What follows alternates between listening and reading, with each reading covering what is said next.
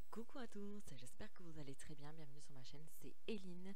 Aujourd'hui on se retrouve pour une nouvelle vidéo de la playlist Ghosty Time où je vais vous raconter 3 nouvelles histoires paranormales et je vais vous faire d'autres petites vidéos par la suite aussi.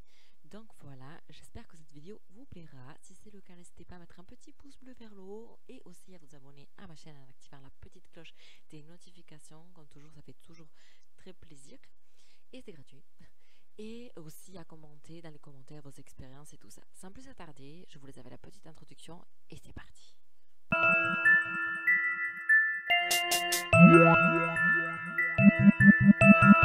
L'au-delà. Le phénomène est assez récent. À Swansea, au pays de Galles, les habitants se font réveiller depuis quelque temps entre 4 et 6 heures du matin par une sirène dont la puissance glace les sangs. Malgré les plaintes et les recherches, on ne peut déterminer l'origine de son terrifiant qui rappelle aux plus anciennes les plus sombres heures de l'histoire. À les croire, c'est exactement la même sirène qui a déchiré la nuit à l'arrivée du premier raid de la Luftwaffe, je ne sais pas trop, le 27 juin 1940, celui qui a fait 230 morts et 400 blessés. Ces phénomènes d'interférence temporelle, bien que peu médiatisés, sont relativement fréquents et la plupart du temps complètement inexplicables. Voilà pour la première histoire qui était vraiment très courte et là plus que ça peut être paranormal mais aussi ça peut être un phénomène scientifique qu'on ne connaît pas encore de nos jours. Mais c'est vrai que c'est assez étrange. Pour l'instant, celle-ci n'est pas ma préférée. Nous allons passer à la deuxième et voir. Et puis aussi, installez-vous confortablement avec un petit café, quelque chose à grignoter, ce que vous voulez. Du coup, c'est parti pour la deuxième histoire.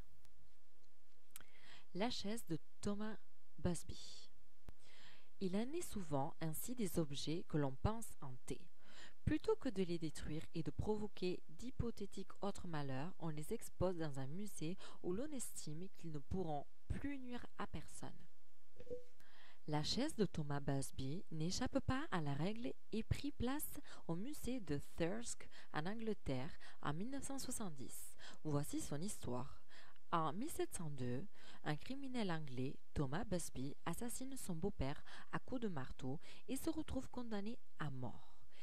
Il est à l'époque propriétaire d'une auberge qui reste ouverte après sa mort. Le mobilier reste tel quel, notamment cette chaise dont on raconte qu'il l'a maudite. L'histoire est une légende locale et, après quelques bières, la coutume veut que l'on se défie pour savoir qui aura le courage de s'asseoir dessus. 100 ans après, on raconte encore que ceux qui auraient cette audace périraient peu après.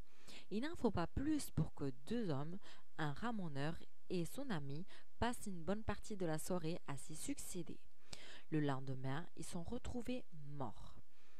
Un siècle plus tard, l'histoire amuse deux pilotes de la Royal Air Force qui eux aussi cessaient au défi. Peu après leur départ, leur voiture percute un arbre et les tue sur le champ. Les accidents de la route tragique après un passage sur cette chaise sont très nombreux. Assez pour que le dernier propriétaire décide que personne n'y prendra plus jamais place. Voilà pour la deuxième petite histoire.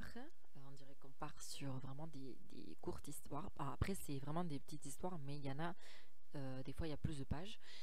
Et c'est assez intéressant. Là, on parle plus sur quelque chose de paranormal. Du coup, elle était déjà plus intéressante. Nous allons entamer la troisième et dernière histoire de cette vidéo. Boule de lumière.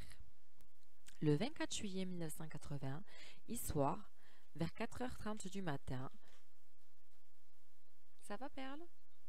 Mon chat qui se fait les griffes. Oh, c'est fini là? Oui.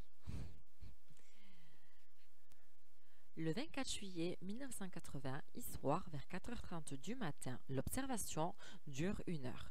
1 heure pendant laquelle les témoins peuvent observer malgré la lumière aveuglante qui leur brûle les yeux, ce qu'ils décrivent comme une boule blanche lumineuse. Après avoir effectué quelques manœuvres, la boule s'immobilise et ils prennent quelques photos. Quand les témoins partent se coucher, ils disent avoir entendu comme des crépitements. Le lendemain, la police est contactée, mais la personne qui a pris les photos semble se défiler. Selon elle, la pellicule est brûlée. aucun autre témoignage ni information n'a permis de corroborer ou expliquer les dires des témoins.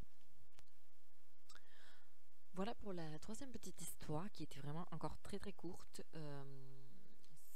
C'était une vidéo du coup assez courte. Pour ma part, ma préférée était la deuxième histoire sur la chaise, puisque c'est celle qui était, disons, le plus paranormal parlant de ces trois histoires. Vous me direz aussi éventuellement dans les commentaires quelle était la vôtre, et aussi, comme je vous l'ai déjà dit, de partager vos expériences. Nous on se retrouve très très vite dans une nouvelle vidéo, et je vous dis à bientôt. Ciao ciao.